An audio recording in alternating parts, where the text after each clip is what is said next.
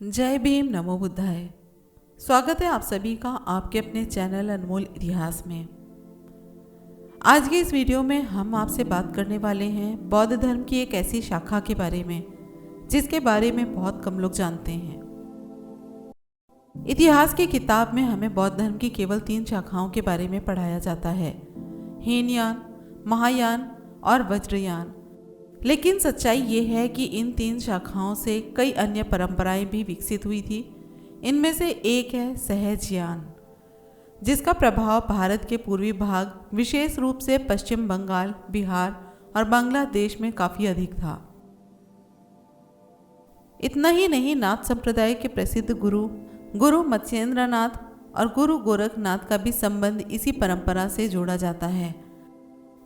आज के इस वीडियो में हम सहजयान की पूरी जानकारी लेंगे। सहजयान क्या है?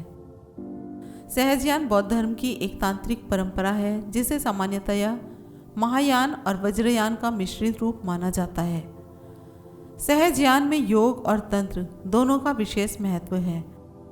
इस परंपरा का मुख्य उद्देश्य है मनुष्य को सीधे अनुभव के माध्यम से निर्वाण तक पहुंचाना। सहजयान 2 शब्दों से मिलकर बना है, सहज और यान। सहज का अर्थ है प्राकृतिक और स्वाभाविक और यान का अर्थ है मार्ग, यानी कि सहजयान का अर्थ हुआ निर्वाण प्राप्त करने का सहज मार्ग। इतिहासकारों के अनुसार सहजयान परंपरा का विकास लगभग 8वीं शताब्दी से 12वीं शताब्दी के बीच हुआ। इस समय भारत के पूर्वी भाग में बौद्ध धर्म का तांत्रिक रूप काफ़ी विकसित हो चुका था। इसी समय 84 सिद्धों की परंपरा भी विकसित हुई। इन सिद्धों को महासिद्ध कहा जाता था। इन महासिद्धों ने योग, तंत्र और ध्यान के माध्यम से आध्यात्मिक साधना की। सहजन परंपरा में 84 महासिद्धों का बहुत बड़ा महत्व है। इनमें प्रमुख हैं लुइपा, सरपा, कन्हपा, टिलोपा और नारोपा। इन सिद्धों ने अपनी आध्यात्मिक अनुभूतियों को गीतों और कविताओं के रूप में व्यक्त किया। सहजयान परंपरा का सबसे प्रसिद्ध ग्रंथ है चर्यापद। चर्यापद को बंगला साहित्य का सबसे प्राचीन ग्रंथ माना जाता है। ये ग्रंथ 8वीं से 12वीं शताब्दी के बीच लिखा गया था। इसमें 84 सिद्धों के गीत संग्रहित हैं। दोहा कोश महासिद्ध सरहापा द्वारा रचित एक प्रसिद्ध ग्रंथ है। इसमें दोहों के माध्यम से आध्यात्मिक ज्ञान को व्यक्त किया गया है। ये ग्रंथ वज्रयान और सहजयान दोनों परंपराओं के लिए महत्वपूर्ण है। इसमें योग, तंत्र और ध्यान इन तीनों की विस्तृत चर्चा की गई है। यह है तांत्रिक बौद्ध धर्म का एक प्रमुख ग्रंथ। इसमें गुप्त साधनाओं और तांत्रिक अनुष्ठानों का वर्णन मिलता है।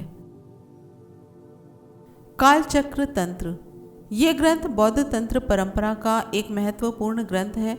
इसमें समय, ब्रह्मांड और आध्यात्मिक साधना के संबंध को समझाया गया है। इतिहासकारों के अनुसार नाथ संप्रदाय के कई गुरु सहजयान परंपरा से भी प्रभावित थे। विशेष रूप से मत्स्येंद्रनाथ और गुरु गोरखनाथ का नाम प्रमुख है। तिब्बती ग्रंथों में मत्स्येंद्रनाथ को एक महासिद्ध के रूप में वर्णित किया गया है। सहजयान की मुख्य मान्यताएं कुछ इस प्रकार हैं। शरीर ही साधना का आधार है। गुरु के बिना ज्ञान संभव नहीं। मन की शून्यता ही निर्वाण है। संसार शून्य है। आनंद के माध्यम से आनंद की प्राप्ति। सहजयान के सिद्धों ने अपने उपदेशों को गीतों के रूप में प्रस्तुत किया। इन गीतों की भाषा को संध्या भाषा या गोधूली भाषा कहा जाता है। ये भाषा बंगला भाषा का प्रारंभिक रूप मानी जाती है।